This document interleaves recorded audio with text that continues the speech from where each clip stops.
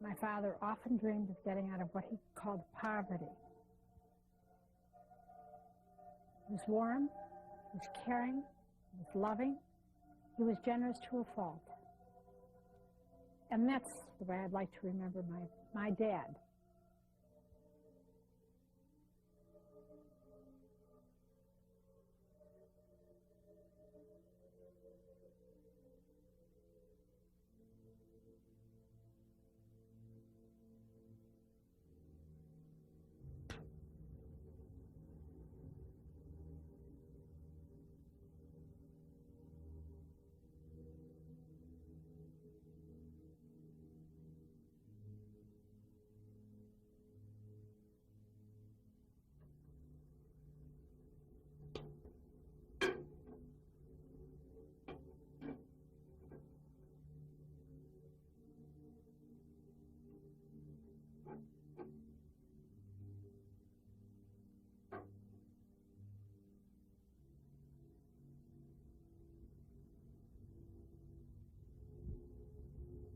All the experiences in the Lord, remember all the closest faith Christ, the mercy of God, rest in peace. Amen.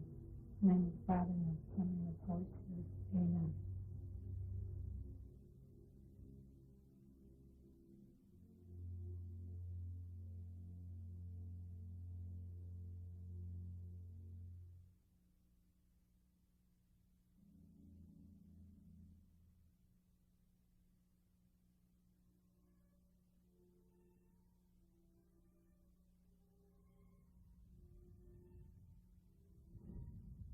Lord, someday I will know who put the fatal blow to my father and his life.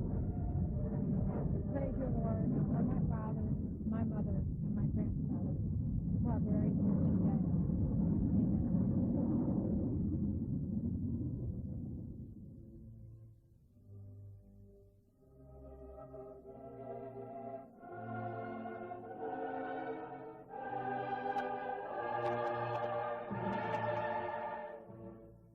Well, the media and everyone immediately chalks it up to a gangland slaying. They want it to look like a gangland slaying. But Sam Giancana's murder was really the first murder of a boss in many, many years. Over the years, Sam Giancana lived by an old code, omerta. He never talked to anybody over the years. He always included everyone in his dealings. Everyone made money with Sam. So there was never any reason for him to be on the outs with anyone. You see where that beige triangular-shaped thing is with the door? That's where the assassin got in and went into the kitchen and killed my father. One bullet would have been enough, but 7 were too many. It had to be somebody they let in the house. And the gun, which was a specially made gun, a .22, with a long silencer barrel with special holes drilled in it. So it had the power almost of a magnum, you know, type of gun. Yes, being a .22, and here's this, killed him and shot him 5 times in the mouth, which means, and I guess in mob jargon, don't talk, you know. Well, he was a psychopath, but he also was the most cunning guy they ever had and the biggest money producer that the mob ever had. He got into all kinds of things for the mob. He was innovative, and he came up with ideas that made fortunes upon fortunes for the crime syndicate. And then but he had a high profile, and he was, the government fought to put him in prison. They couldn't convict him of a hard crime, so what they did is they brought him in before the grand jury and offered him immunity. He didn't take immunity, and he stayed in jail for a long period of time.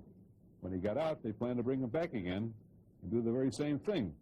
So he took off for Mexico.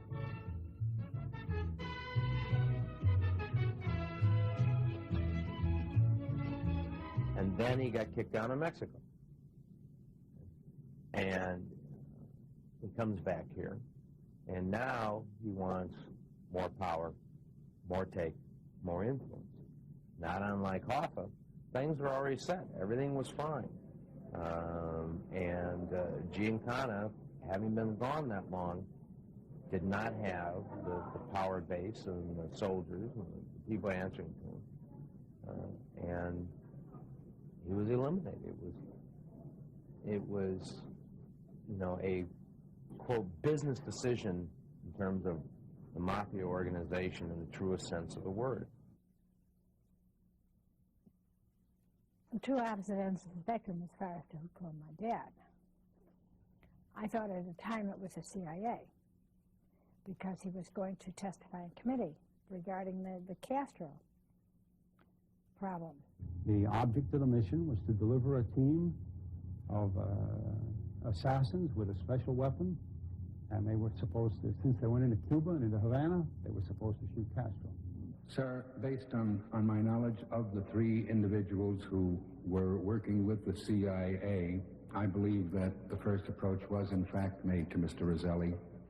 Mr. Roselli could not and would not have entertained agreeing to working for the CIA or taking any action with the CIA without the permission of his superior, who was Sam Giancana. Sam Gold was alleged mafia leader Sam Giancana, and Joe was another alleged mafia chieftain, Santos Trafficante. Trafficante was to arrange to get poison pills into Cuba, which were to be put in Castro's food. The CIA connection, I don't know. I'm convinced that he had it, and I think that the laws in the United States prohibit me from telling you exactly why I know this, but I feel very strongly in my own mind that he had definite connection to the CIA. But where that link came from, whether it was with Johnny Roselli or any number of other people, and why, who knows? And then I also think maybe 10% of me thinks that maybe they, meaning Accardo and the rest of these wild men, thought my father was going to talk. Now, if I could say something now, my father wouldn't have talked. I do not think it would have been in Sam Giancana's constitution to be an informant of any type, public, private, governmental. And I just don't believe that was the reason he was murdered. I've got to say something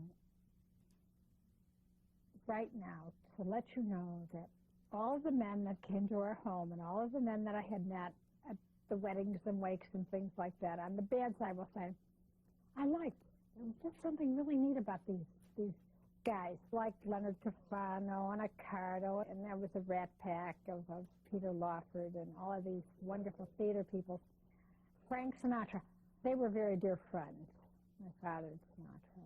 Did you ever discuss with Mr. Giancana the fact that you might be a front for him at the Cal Neva, or that he might have some type of a hidden interest there? No, never. I never invited Mr. Giancana to come to Cal Neva Lodge. I never entertained him, and I never saw him. And all of a sudden, I turned the television on, and Sinatra's in front of the committee, and they asked if he had known or associated. And Sinatra blatantly says, no, I don't know the man, and this thing and that thing and the other thing. Well, in my rage, I got on the phone, and I called the commission there, and I said, this man is lying. I've seen him here and there, and whatever. Those people, I mean, I don't know how dumb they are, or what they were trying to prove. Do you have dates and times and this and that and the other thing? And I said, no, I don't have the dates and times and things like that. I don't keep a diary, and I will never keep a diary. The government keeps a good diary for me anyway. To tell us whether if you have opposition from anybody that you dispose of them by having them stuffed in a trunk. Is that what you do, Mr. Giancana? Decline to answer because I honestly believe my answer might tend to Will you tell us anything about any of your operations, or you just giggle every time I ask you a question? Decline to answer because I honestly believe my answer might tend to incriminate me. I thought only little girls giggled, Mr. Giancana. Joe Kennedy, he developed all this problem because he was Chicago mob from the start.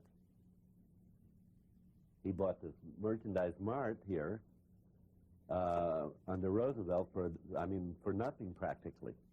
He was running booze. He was supplying the Prohibition people with money, and he became the dealer for all the Scotch whiskey in Scotland. So he was off. We have him playing golf with Roselli. He's up at Lake Tahoe with Giancana. That's a fact. There's no question that Joe Kennedy, through his mafia contacts,